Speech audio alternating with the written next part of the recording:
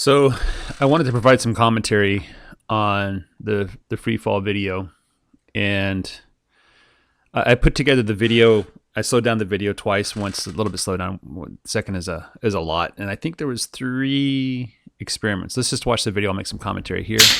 This is the first Okay. one. This one I'm dropping a roll of packing tape and a piece of paper with nothing inside. So it's just crumpled up. It's one of those big pieces of paper I use for the lectures. Okay, and you can see that the packing tape does land first. All right, let's count the number of frames here. Ready? All right, I'm going to say it hits then, maybe 1 frame later. Okay. 1, 2, 3. So 3 frames different. We're doing, I think, 30 frames per second. So it's a tenth of a second difference between those 2 objects. All right, this is number 2. It's the same experiment. You can see that what is going on here? Hold on. I think the second one, the tape roll lands a lot earlier.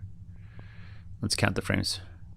1, 2, 3, 4, 5. So 5 frames difference. Again, 30 frames per second, so that's 1/6 of a second. Last one. So this is actually the third one. This is also a tape roll and a piece of paper rolled up. So I can't count frames. That's too fast. This one I think is a lot closer. Ready? 1, 2, 3. So 3 frames difference. Again, a tenth of a second difference. Okay. The last one is 2 paper rolls. One has like quarters inside. Okay. I think the one that lands first is the quarter. Just judging on how it doesn't bounce as much. So you can see almost from the beginning, there's quite a bit of difference in distance. 1, 2, 3. So again, 3 frames difference, a tenth of a second. Now this one, I kept asking my daughter, I said, are you dropping them at the same time? And she said, yeah. So that was kind of interesting to me. Let me undo that there. Let's go back and look at that again.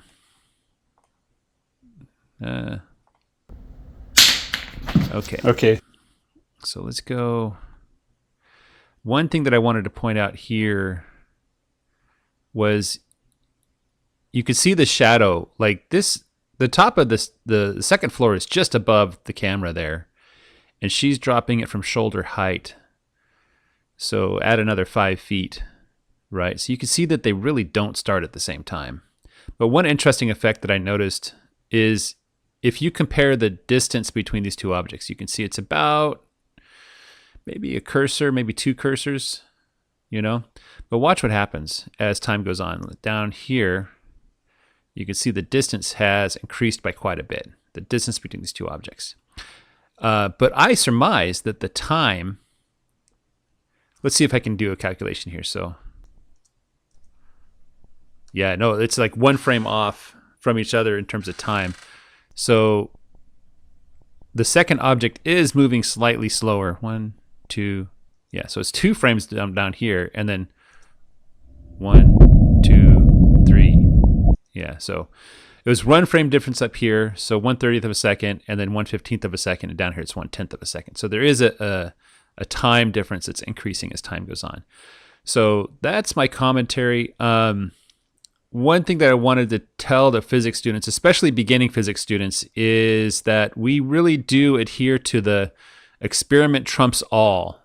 And one of the things that was surprising to me is if you watch these videos in real time, it looks like there's a huge difference between those 2 objects landing, right? You can see it. Okay. Like I can hear a tap, right? But when you actually measure the time difference, it's very small, right? 1/10th of a second. Let's see how much time. Let's go over here. How much does it cover in 1 frame?